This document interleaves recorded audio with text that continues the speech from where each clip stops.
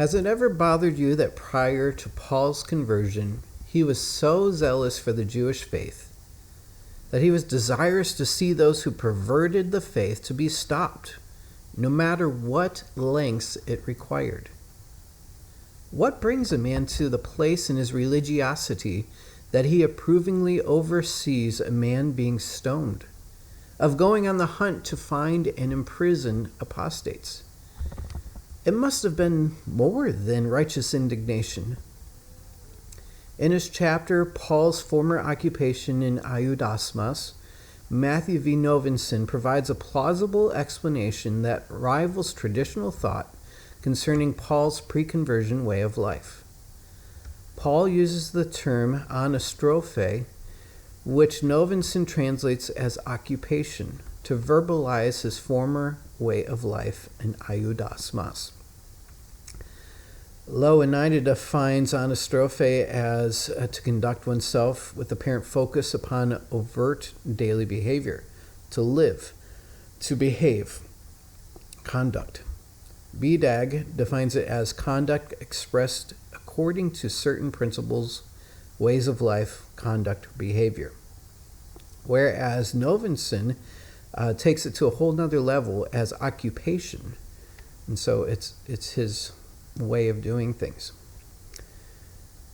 And so Paul's anastrophe was Ioudaismos. The word that Paul uses to describe his anastrophe, Ioudaismos, is only used twice in all of Scripture, and that's Galatians 1:13 and 14. The controversial part is Novenson's understanding of what Ioudaismos means. Contrary to traditional interpretation of Ioudaismos, Novenson revolutionarily redefines it. Traditionally, Ioudaismos has been translated as Judaism and interpreted as the Jewish religion and way of life.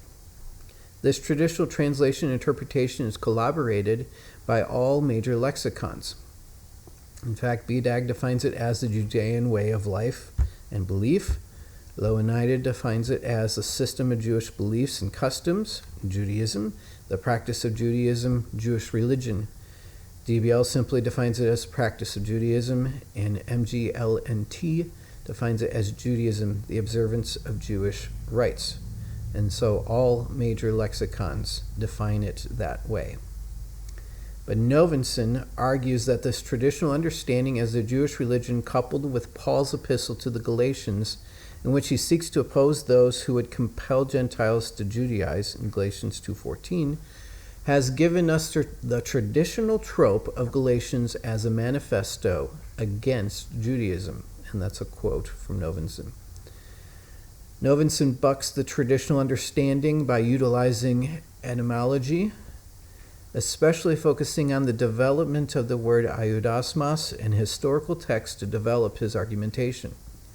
Working off the ideas presented by Steve Mason, Novenson concedes to Mason's point that Ioudaismos is a nominal form of the verb ioudizo, to Judaize, and Judaizing by definition is something that only non-Jews can do. Practically all Greek iso-verbal forms are built on ethnic roots, and they all signify the adoption of native practices by non-native persons. All right. An example of this is found in the Septuagint translation of Esther 8:17, which is translated as, and many among the peoples of the land became Jews, for the dread of the Jews has fallen on them.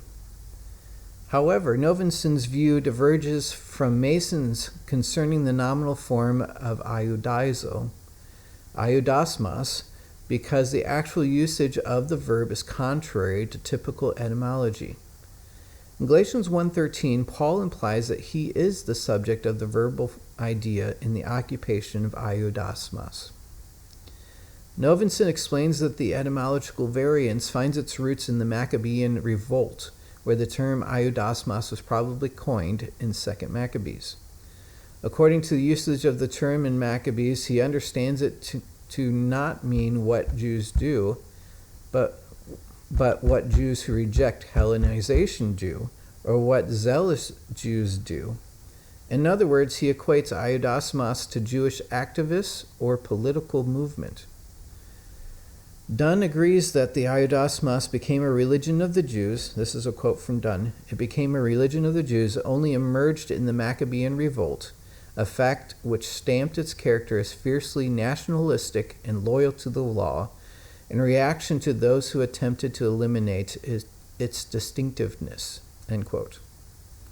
What is very interesting is that the TDNT examines the passages in 2 Maccabees 8:1 and in 1 Maccabees 2:42, where it says that there gathered around them brave men of Israel who were ready to sacrifice themselves for the law. And yet they come to the exact opposite conclusion. Ioudaismos is thus an expression of Hellenistic Judaism. The TDNT's interpretation seems off-kilter, since brave men of Israel would not sacrifice themselves for the law, and yet compromise to Hellenism? That doesn't make sense at all. So contrary to Novenson, Mu believes that these texts do not demand such narrow focus in the definition, and that Paul's usage demands the broader definition. However, Paul chronicled Jewish religious practices meticulously, without ever employing the term Ioudaismos. And so, Paul can actually talk about religious practices, but he never labels it as Ioudaismos. The only time he ever used the term Ioudaismos was when he was describing his former occupation in Judaism. And so it seems that Paul's understanding of it was him being an activist for Judaism and against Hellenism. So the strengths in Novenson's argument is the conceivable transformation of the understanding of Ioudaismos from its coining in the Maccabean revolt to the early fathers. And Dunn notes that a stark contrast is first drawn between Judaism and Christianity in Ignatius Magn X3 and Falad VI1. And so that is the first time that you can actually see that stark contrast, and that's really when Judaism is used in that form. So Novenson's conclusion is that Paul's former occupation in Judaism was much more aligned to a Maccabean understanding of Ioudaismos, and that it changed to the broader definition by the time of the early church fathers. Considering how language changes over time, as we learned in Greek, New Testament Greek, how much it had changed over time, and so they had to be redefined. Since it does change over time, it's definitely sensible and perceivable for this to have happened with Ioudaismos. This also explains why Paul's actions were not just zealous for his faith. He just wasn't acting out of dedication to his faith, though he absolutely was.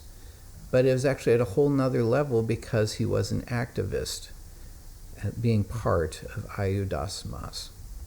I do believe that Novenson makes a very compelling argument, and that it's quite conceivable for it to have been the case. Thank you very much.